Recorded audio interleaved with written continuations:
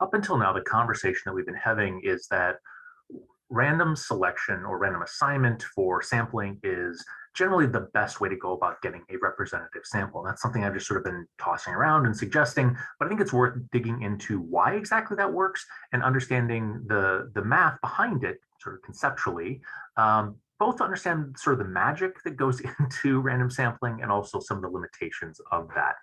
So let's start by talking about this idea of the sampling distribution. This is something I've mentioned before. This is not a real thing. There's not an actual sampling distribution out there. It's something that mathematicians have sort of invented or posited. It's the idea that what would happen if you took a sample and analyzed that sample, recorded, I don't know, the height of the 1,000 people that you surveyed, and then you took another sample and analyzed the height of that 1,000 people. And odds are they wouldn't be the exact same numbers, right? We know that randomness kind of bounces around and you can get weird, quirky things happening. But we also know that they'd probably, well, we would hope that they would probably be similar. And so what statisticians have said is what would happen if you took a third sample, measured it, a fourth, a fifth, a sixth? What would happen if you took every single possible sample that could ever be taken from a population and analyzed each of them and plotted the results? And the result of that is what we call the sampling distribution, not something that anybody's actually done, but it's this conceptual idea of what would happen if that were to be done. What would that look like? How would that sample behave, and could we understand anything about it? And so the sampling distribution is the distribution of all samples. And this ends up being really useful because statisticians have studied this thing and they've run computer simulations to sort of see how the process of random sampling works. And they've discovered some interesting and important properties about the sampling distribution. So one thing that we know is that random samples produce a sampling distribution that is normally distributed. So what that means is it sort of has that bell-shaped property. There's an actual mathematical equation behind it, but it's kind of messy. And so I think just it's worth at this point just thinking, okay, there's sort of that bell-shaped distribution where sometimes you get results that are too low, sometimes you get results that are too high, but most of the time the results are kind of clustered somewhere in the center. So we know that from analysis of sampling distributions. What we also have found is that random samples are on average correct. And so that sampling distribution, that bell-shaped distribution of all the samples that could possibly be taken, ends up being centered smack dab on the true population value. And that's really encouraging. What that means is that this process of random sampling, even if any one sample might be too high or might be too low, the process of sampling, the idea of sampling on average will give you correct results. And so if one sample is too high, the next one will be a little too low and they'll cancel each other out. We can sort of hone in on the truth through this process of repeated random sampling. So that's encouraging as well. A third thing that we find about the sampling distribution is that the standard deviation on the sampling distribution, standard deviation is standard sort of average deviation, how much cases sort of deviate from the mean. So the standard deviation in the sampling distribution, which some people call the standard error, which is the standard or average amount of error, how much a sample misses the true population value, that number, that standard error, gets smaller as our sample size gets bigger. And what that means intuitively is that as our sample size gets bigger, we're going to be less likely to get weird results. Our results are going to be more likely to be close to the true population value. In other words, bigger samples give us better, more reliable results in general. And all of those properties can be described by this little equation here. Some people like math that helps them, some people don't, but I'll just kind of give you the rough interpretation. So we have the X with the bar over it. That's the average. Bar means average of a particular property of a sample X is going to be roughly, it's a little squiggly line, normally distributed. That's the big N with the parentheses. And that normal distribution will have the property mu, which is the little U with the tail, Greek letter mu, which we use oftentimes to stand for the true population average. And we'll have a standard deviation, standard error, of sigma, which is the true population standard deviation, divided by the square root of n, where n is the number of cases in our samples, or our sample size. And this property of the sampling distribution ends up being really central to how we can use what we know about sampling distributions to say something useful about our sample. And this gets used in two different ways. We'll talk about hypothesis testing later on. For the time being, I'll sort of return us to the idea of confidence intervals that we know because of properties of normal distributions. If you go out about 2 standard deviations on a normal distribution from the center, that covers about 95% of the area. So translating that to the context of a sampling distribution, if you go out 2 standard errors from the center on the sampling distribution, that's where 95% of all samples are going to fall. Now, I don't know where my particular sample falls. It could be anywhere. It could be right smack in the middle. It could be way too high. It could be a little bit too low. I don't know. But what I do know is that if I take 2 standard errors out around my sample, most of the time, my sample is going to be close enough to the true population value that within that range, going 2 standard deviations to the left and 2 standard deviations to the right, within that range, there's going to be an overlap with the true population value. And so we can use confidence intervals to get a sense of what our sample looks like and how it might relate to the larger world out there, and be able to say that with some level of precision. 95% of the time, with this confidence interval, I will have captured the true population value. Now, this gets used all the time, but I think it's worth highlighting that I shouldn't just sort of throw out there that mathematicians have done this and proven it, and we all just accept it when it's something that we can't see, touch, taste, or feel. And so I'd like to kind of run through and demonstrate how this works. And so for that, I've created a coin flipper in Excel. And so what I have is I have 10 different coins that are being flipped. I'm using the random function in Excel to generate a random number. I'm using a if function where if that random number is greater than 0.5, I'm calling that a head, heads. If it's less than 0.5, I'm calling it tails. And then over here, I have another if function that counts up the number of heads. So if the value in column C is a head, it records that as a 1. If it's a tail, it records it as a 0. And then down here, we have a formula that captures the average or the proportion of heads that were flipped in that particular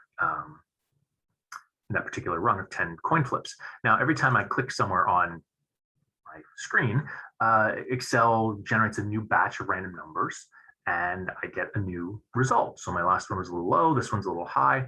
I even created a macro, which sort of reflips that and then takes whatever value I have here and puts it down and records it. So if I click reflip, it took that 0.6 and puts it down here, and I have a new value, which I can grab and record as well. So that's all well and good. I've got a way of flipping 10 coins at a go. But what I'd like to do is I'd like to use this to simulate the sampling distribution.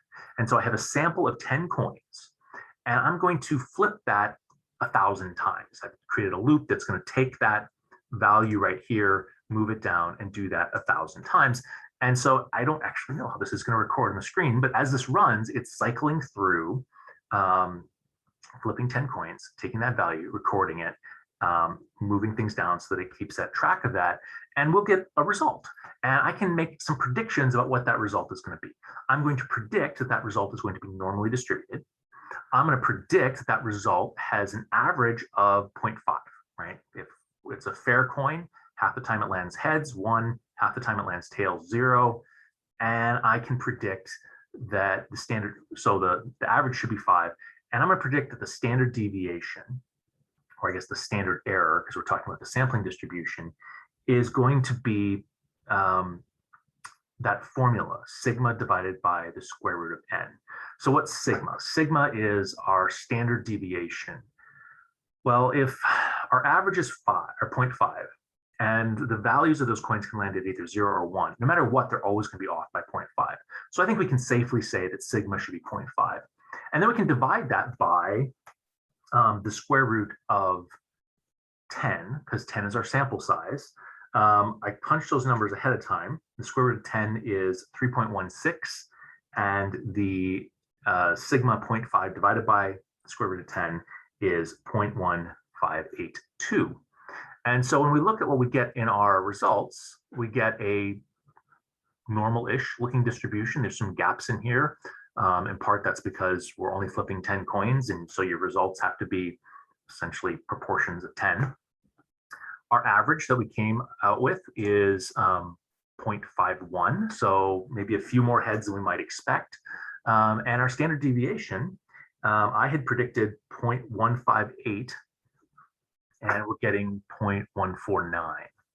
So not exactly smack dab where we would want things to be, but I'll throw a caveat out there that this idea of a normally distributed sampling distribution tends to require that we have samples that are fairly large. Typically fairly large is understood as greater than 30. And so if I were to do this with a larger sample, maybe I would get results that conform more to what the statisticians have suggested we should see. And so I did that. I did the exact same thing, but this time, instead of a sample of 10, I have a sample of 100, and I'm getting proportions that reflect 100 coin flips rather than just 10. And I can do the same thing. I can create or simulate a sampling distribution in which I'm taking my 100 coin flips, recording the value, moving it down, taking another 100 coin flips, recording the value, moving it down, and doing that 1,000 times. And so as it works through that, we should be able to get a sense of what we'll be seeing. We should expect a normal distribution in terms of what the shape of that sampling distribution should look like. We should expect that the average of that will still be centered on the true population average, right? A fair coin should have 0.5 for the average, half the time heads, half the time tails, 0 and 1, half the time each. And we should have a standard error that is smaller than we saw with our last standard error. Our last standard error was 0.158. This time it should be 0.5 divided by the square root of 100. The square root of 100 is 10. So 0.5 divided by 10 is 0.05, which is pretty darn close to the standard error that we got when we generated our 1,000 different samples and analyzed them. And it comes out really close to what we were expecting to see. Similarly, our average is now honing in a little bit closer on that 0.5 average that we were expecting to see. And our normal distribution is sort of filling in. We see a few cases that are out in sort of the extremes, but most things are sort of centering in around the core of the sampling distribution. Now we can do this a third time, and this time we're going to be flipping 1,000 coins 1,000 times, which I think is like 1 million processes, which is a lot, but shouldn't take more than about 40 seconds. And so while that process is going, I'll run us through what we should see. Normal distribution, centered on 0.5, and our standard deviation on the sampling distribution, our standard error should be 0.5 standard deviation in the population divided by the square root of 1,000. Square root of 1,000 is 31.6. Got to take my word for it. I looked it up and crunched numbers earlier.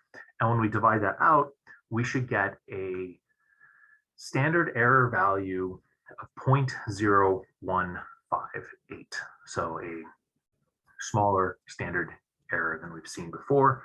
And we'll see in just a second how close those predictions line up with what we see when we simulate the results. I should flag that there's always a little bit of uncertainty about this, that I'm kind of rolling the dice and hoping that it works. And this time I'm recording it, so there's triply a little bit of uncertainty, but the results seem to land more or less the way we would expect. Our results are smack dab on 0.5. That's exactly where you'd expect it to be. This one is a little bit off. I had predicted 0.0158. We end up with 0.016. So off by a couple thousandths, but still pretty accurate, given that we only ran 1,000 simulations of this. So we learned a couple things, right? We learned, firstly, that the sampling distribution ends up being normally distributed. This process of sampling over and over and over most of the time gives us results that are close to the center and only occasionally gives us results that are sort of extreme or wonky. We learned that normal distribution follows a particular path. It's centered on the true population value, and it has a standard error, standard deviation on the sampling distribution that's related to our true population standard deviation and our sample size. And we learned that as our sample size gets larger, that standard deviation on our sampling distribution gets smaller. So here we're going from 0.15 basically to 0.5 to 0.016. And as that sample size gets larger, the variation reduces. You get fewer and fewer wonky things happening, and the wonkier things kind of close in around that true population value. And so samples become more reliable as our sample size gets larger, which is really a useful thing to know when thinking about sampling and why randomness is a useful thing to be able to incorporate into our samples.